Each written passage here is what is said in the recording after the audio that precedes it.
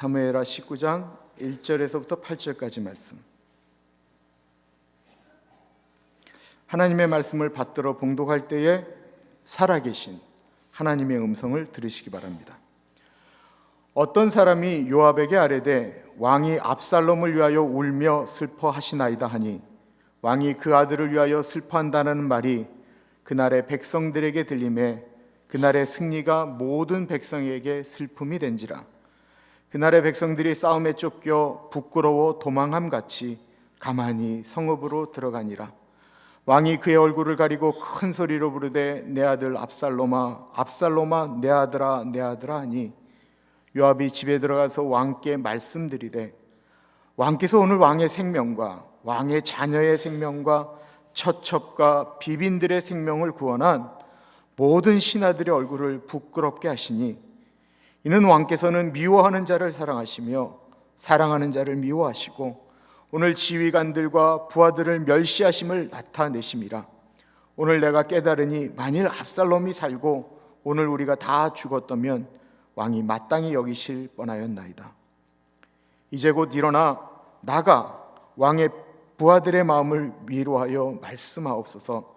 내가 여호와를 두고 맹세하옵나니 왕이 만일 나가지 아니하시면 오늘 밤에 한 사람도 왕과 함께 머물지 아니할지라. 그리하면 그 화가 왕이 젊었을 때부터 지금까지 당하신 모든 화보다 더욱 심하리이다 하니 왕이 일어나 성문에 앉음에 어떤 사람이 모든 백성에게 말하되 왕이 문에 앉아 계신다 하니 모든 백성이 왕 앞으로 나아오니라. 이스라엘은 이미 각기 장막으로 도망하였더라. 아멘. 어제까지 있었던 본문의 줄거리를 좀 말씀을 드려야 되겠습니다. 다윗이 다른 남자의 아내를 취하였습니다. 그리고 임신을 시켰습니다. 그리고 그 남편을 전쟁터에서 죽게 만들었습니다. 그 다음부터 다윗의 집안에는 끊임없이 어려움이 닥치기 시작하였습니다.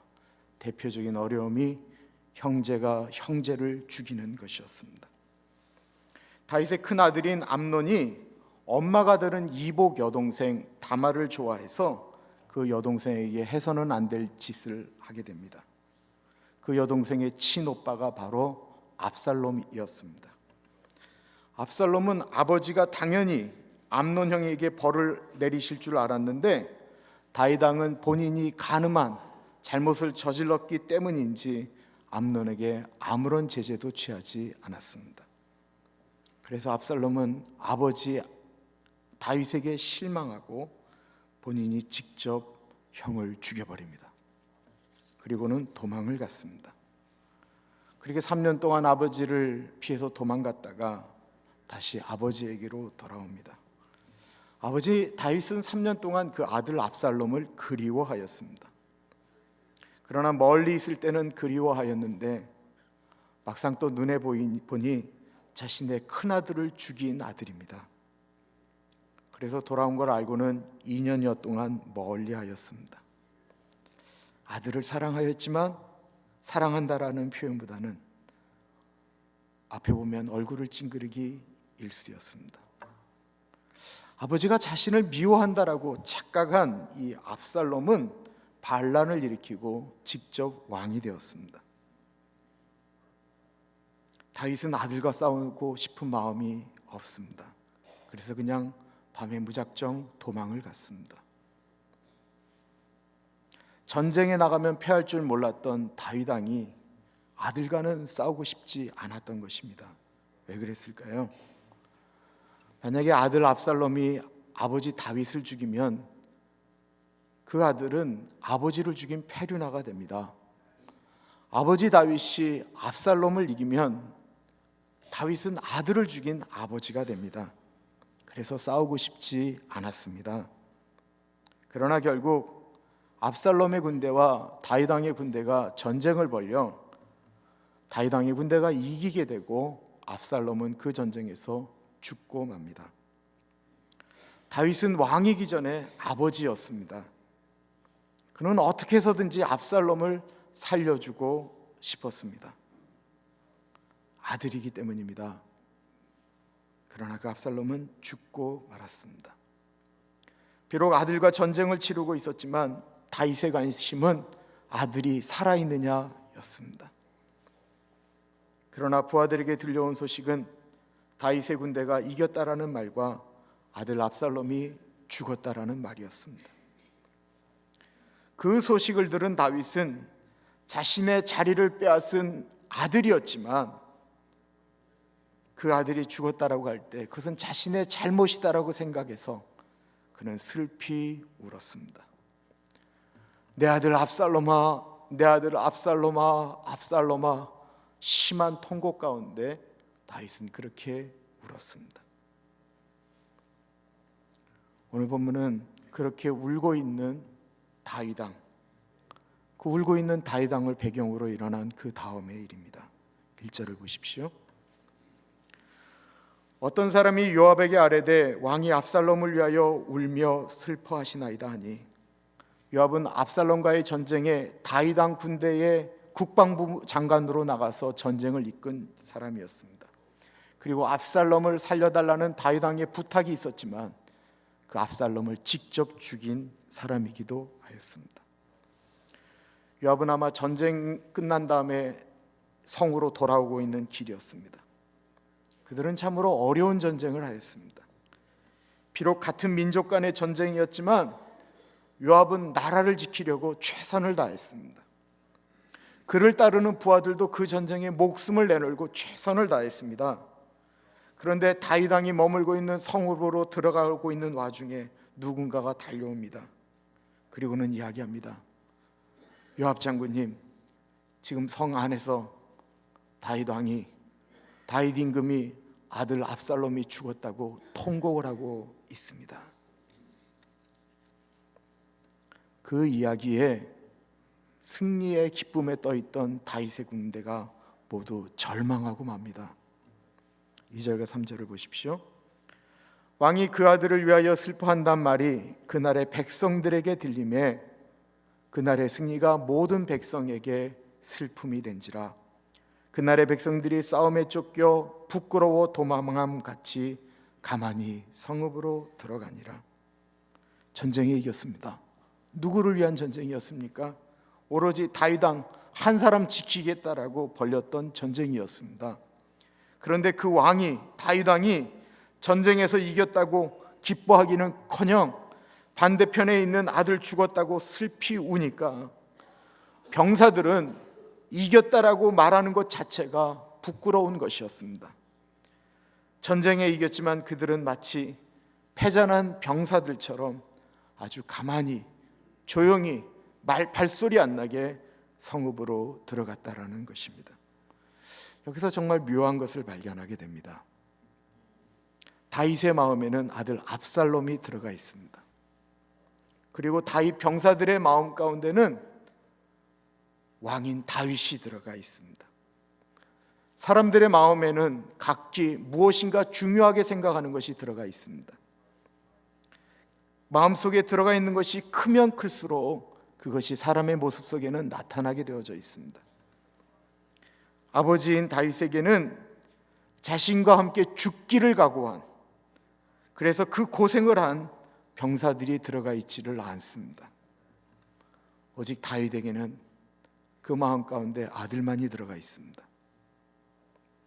그러나 전쟁에서 승리하고 돌아오는 부하들을 그러니 격려할 마음이 없습니다. 이 부하들은 다윗왕을 위하여 목숨을 내려놓은 사람들이었습니다. 다윗왕의 기쁨이 곧 나의 기쁨이고 다윗왕의 슬픔이 곧 나의 슬픔이라고 말했던 사람들이었습니다. 그래서 전쟁에는 이겼지만 그들에게 다윗의 슬픔은 곧 그들의 아픔처럼 다가오기 때문에 기뻐하지도 못하고 도리어 죄인처럼 그렇게 들어오는 것입니다. 마음속에 무엇이 있느냐에 따라서 사람은 이렇게 달라집니다. 우리들의 마음에는 무엇이 들어가 있으십니까? 다윗의 아들 암논은 마음속에 욕정이 가득했습니다. 그래서 그는 배다른 여동생 다말에게 해서는 안 된 짓을 하였습니다. 압살롬의 마음속에는 아버지에 대한 미움만이 있었습니다. 그가 생각하는 아버지는 자신을 미워하고 자신의 아픔을 이해하지 못하는 아버지였습니다. 내 마음속에 무엇이 드러나 있느냐에 따라서 세상을 바라보는 눈도 달라지게 됩니다. 그래서 성경은 무릇 지킬 만한 어떤 것보다도 우리들의 마음을 지키라고 말씀하고 있습니다. 마음속에 예수님으로 가득한 사람은 예수님처럼 살려고 노력하고 예수님처럼 생각하려고 노력을 합니다. 그러나 예수님을 믿어도 마음속에 욕심이 가득한 사람은 교회를 다니는 종교인에 불과합니다. 다윗의 마음 충분히 이해할 수 있습니다. 그러나 그는 아버지이면서도 동시에 왕입니다. 연산군이요, 우리가 그 욕하는 연산군이 처음에는 꽤나 괜찮은 왕이었습니다. 참 정치를 잘했습니다. 그런데 자신을 낳아준 어머니가 어떻게 비참하게 죽게 되었는지를 아는 순간 그 사람이 달라지게 되었습니다.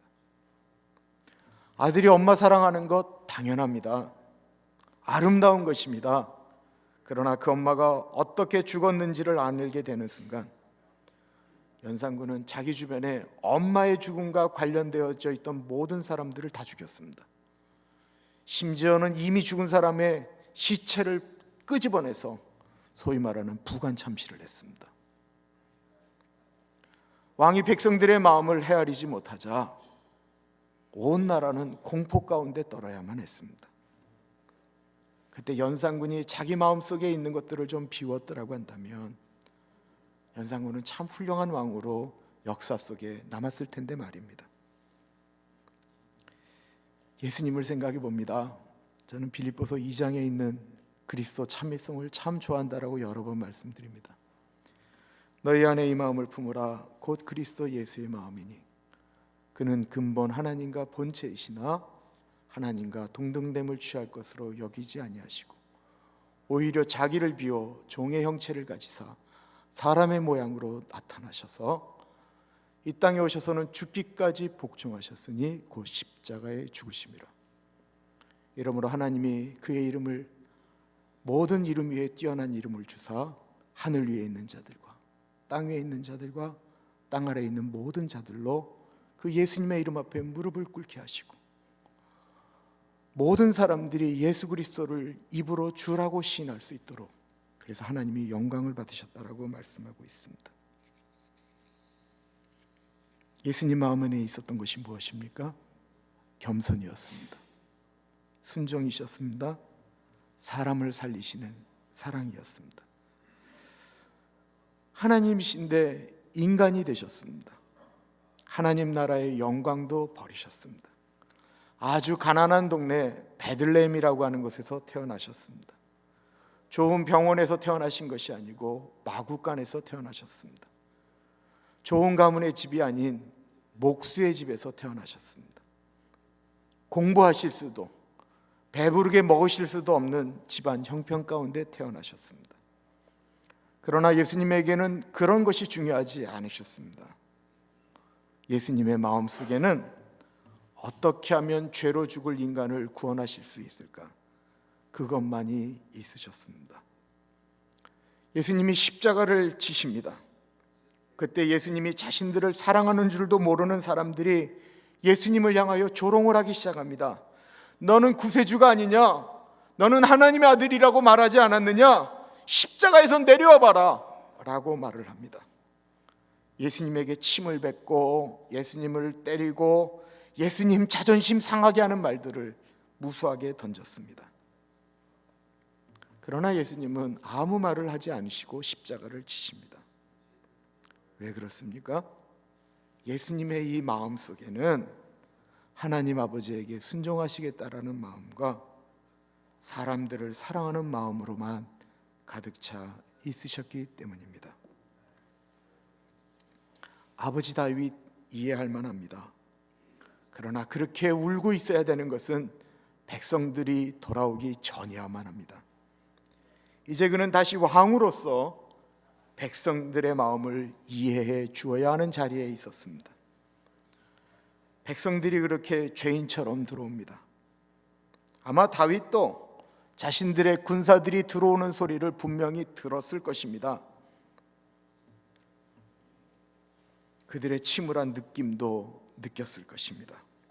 이제 다윗은 일어나 그들을 맞이해야 됩니다. 그들을 격려해야 됩니다. 그러나 다윗의 마음속에는 그럴 마음이 추호도 없습니다. 자신의 죄 때문에 죽은 압살롬만 떠오르고 있는 것입니다. 그래서 자신들의 병사들이 마치 죄인처럼 들어오고 있는데 놀랍게도 다윗이 더 크게 엉엉 울었다라는 것입니다. 4절을 보십시오. 왕이 그의 얼굴을 가리고 큰 소리로 부르되 내 아들 압살롬아 압살롬아 내 아들아 내 아들아 하니, 여기에 큰 소리로 부르되라고 하는 것을 생각해 보십시오. 저는 다윗이 아들 때문에 슬퍼할 수 있다고 분명히 생각합니다. 충분히 그럴 수 있습니다. 마음의 상처와 아픔, 슬픔이 있다고 분명히 생각을 합니다. 그러나 이 큰 소리라고 나와 있던 이 부분은 좀 아닌 것 같습니다. 그렇지 않아도 다윗이 슬퍼한다라는 말 때문에 전쟁에 이기고도 말도 못하고 돌아오는 백성들이 들어오고 있는데 다윗이 더 큰 소리로 내 아들 압살롬아 압살롬아 압살롬아 소리를 지르는 그 왕의 소리를 듣는 그 백성들의 마음이 어떻겠습니까? 말이 이렇게 무섭습니다. 한마디 말이 사람을 회복시키기도 하고 한마디 말이 분위기를 모두 부정적인 것으로 만들어버리고도 합니다. 참 이상합니다.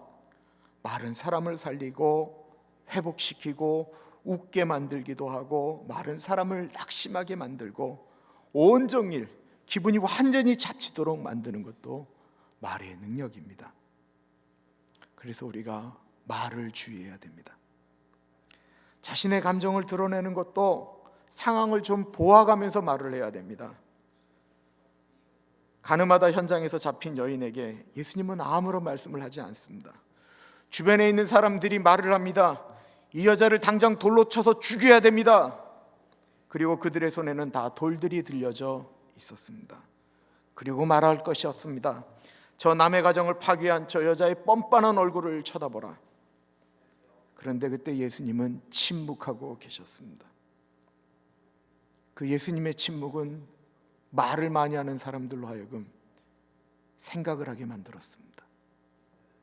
그리고 예수님이 한마디 던지십니다. 너희 중에 죄 없는 자가 먼저 돌로 치라. 오늘날 정말로 필요한 말씀입니다. 세상이 어떻고 교회가 어떻고 사람이 어떻고 말하는데 우리는 너무 다른 사람에 대해서 우리 안에 있는 것들을 너무 쉽게 말을 한다라는 것입니다.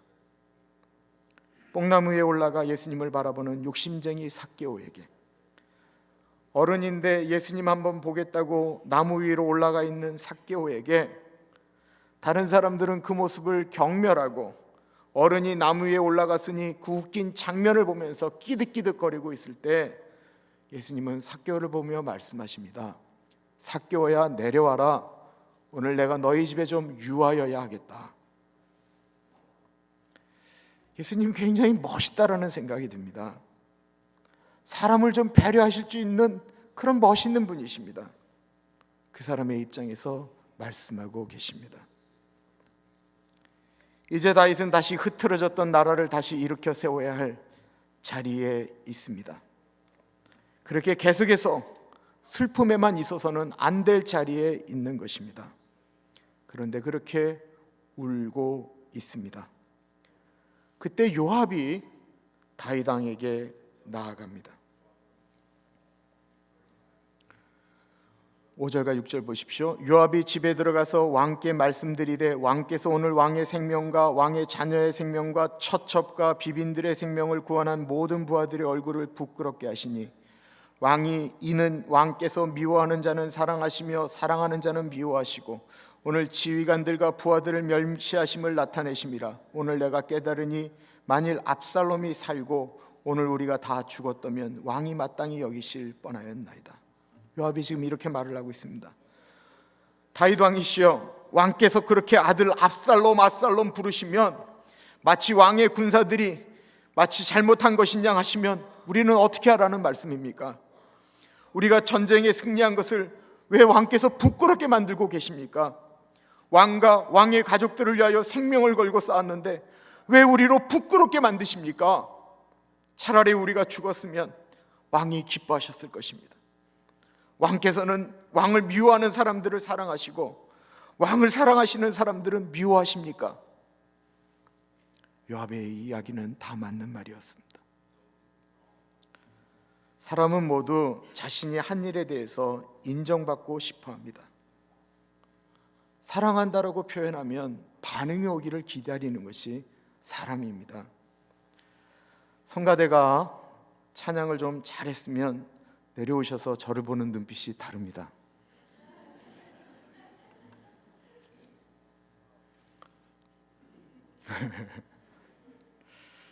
저하고 전혀 상관이 없다면 왜 그렇게 하시겠습니까? 사랑하기 때문 아니겠습니까? 감사하게도 다윗의 군사들은 다윗을 사랑한 것입니다. 사랑했기 때문에 다윗이 아파하니까 본인들도 말도 못하고 그렇게 아파했던 것입니다. 이게 사랑입니다. 그런 아름다운 사랑을 지금 다윗만 못하고 있는 것입니다. 요압이 말을 합니다. 7절입니다. 이제 곧 일어나 나가 왕의 부하들의 마음을 위로하여 말씀하옵소서. 내가 여호와를 두고 맹세하옵나니 왕이 만일 나가지 아니하시면 오늘 밤에 한 사람도 왕과 함께 머물지 아니할지라. 그리하면 그 화가 왕이 젊었을 때부터 지금까지 당하신 모든 화보다 더욱 심하리이다 하니, 요압은 다윗 왕에게 지금 나가야 된다라고 말씀하고 있습니다. 지금 전쟁에서 고생하고 온 백성들을 지금 위로하지 않으면 그들은 왕을 사랑하는 마음에서 이제는 왕을 떠날 것이다라고 말을 합니다. 말을 해야 되는 타이밍이 중요합니다. 다윗은 그날 나가야 되는 것입니다. 그날 백성들을 위로해야 되는 것입니다. 압살롬아 계속해서 그 아픔에, 그 감정에 머물러서는 안 되는 것입니다. 이제는 털고 일어나야 합니다. 어떤 이야기를 들었을 때 그 이야기에 반응하는 것은 들은 사람의 몫입니다. 그리고 그 반응을 언제 해야 되는지, 반응에 대한 우리가 일어나고 않는 그 반응을 해야 될 때가 우리의 인생 가운데는 분명히 있습니다. 다윗은 그 말에 일어났습니다. 다윗은 요압의 이야기를 듣고 더 이상 압살롬을 부르지 않습니다. 그는 다시 일어나서 몸을 단장하고 백성들을 맞이하러 문으로 나아갑니다. 그러자 백성들도 다 나와서 왕 앞으로 나아갔다라고 8절은 이렇게 이야기하고 있습니다. 왕이 일어나 성문에 앉음에 어떤 사람이 모든 백성에게 말하되 왕이 문에 앉아 계신다니 모든 백성이 왕 앞으로 나아가니라. 저는 지금 하나님의 말씀을 대언한다라고 하는 설교를 하고 있습니다. 그런데 그 말씀을 듣고 어떤 마음의 결정을 하는 것은 앉아 계신 여러분들의 몫입니다. 제가 2주 전에 설교 제목에 욕망은 얻는 것보다 있는 것이 훨씬 더 많습니다 라고 하는 설교를 듣고 어느 분이 그날 그 말씀을 듣고 내 자식에 대한 욕망을 내려놓았습니다 라고 저한테 말씀해 주셔서 제가 얼마나 감사했는지 모릅니다. 20여 년 전에 국가를 위한 기도 모임을 할 때 아주 특별하게 하나님 앞에 헌신되어져 있고 열심히 했던 한 기업인을 만나게 되었습니다. 한국에 이랜드라고 있는데요, 이랜드 중동 지역을 담당하고 있었던 신현학이라고 하는 본부장이었습니다. 이분과 같이 기도를 나누고 비전을 나누고 모임을 같이 하는데 이 보통 사람이 아닙니다. 마치 하나님에게 미치고 일에 미친 사람 같았습니다. 그리고 두세 번 교제를 하고 이분은 바레인으로 떠나갔습니다. 그것을 위해서 기도 부탁을 하고 그분을 위하여 기도를 하였습니다. 근데 이번에 변희관 목사님과 대화를 나누는 중에 우연치 않게 그 20여 년 전에 만나서 교제를 하였던 그 신현학 본부장에 대한 이야기가 나오게 되었습니다. 암투병 중이다라는 것입니다. 그러면서 신현학 본부장이 그렇게 약한 몸인데 왜 그렇게 열심히 일을 하였는지에 대한 이야기를 저한테 해주셨습니다. 내비게이터 출신이거든요, 신현학 씨가. 일을 너무나도 과도하게 하길래 불렀답니다. 그리고는 이렇게 얘기했습니다. 신현학 형제, 잠을 더 많이 주무십시오. 그랬더니 내비게이터 출신답게 이렇게 묻더랍니다. 목사님, 저에게 명령하시는 겁니까? 아니면 권고하시는 것입니까? 명령이라면 따르겠고 권고라고 하면 제가 한 말씀 올려도 되겠습니까? 그래서 변희관 목사님이 잠을 자라는 것이 어떻게 명령일 수 있겠습니까? 사랑해서 하는 권고이지요 라고 말씀을 드렸답니다. 신현학 본부장이 이렇게 말했습니다. 제가 몸이 하도 이상해서 의사를 만났더니 당신은 선천적으로 몸이 문제입니다. 당신은 남들만큼 오래 살 수 없습니다. 저에게 그렇게 말했습니다. 그래서 의사에게 솔직하게 물었다고 합니다. 그러면 제가 몇 살까지 살 수가 있습니까? 그랬더니 대략 50대 중반이면 당신의 심장이나 신장은 기능이 멈추게 될 것입니다 라고 말을 했다라는 것입니다. 만약에 우리가 그런 말을 들었다면 어떤 결정을 해야 되겠습니까? 아이고 내 인생아 할 수도 있고 낙심할 수도 있습니다.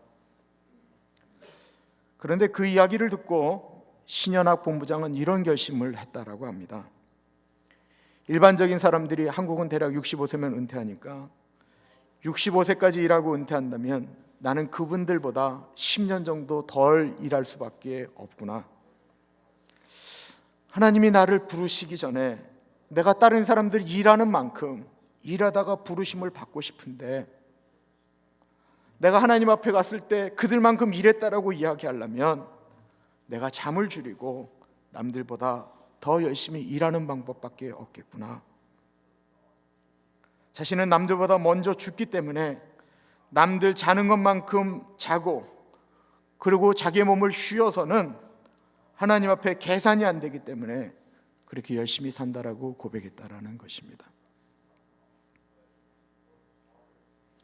내가 하나님의 말씀을 듣고 읽고 어떤 결정을 하든 그것은 우리의 선택입니다.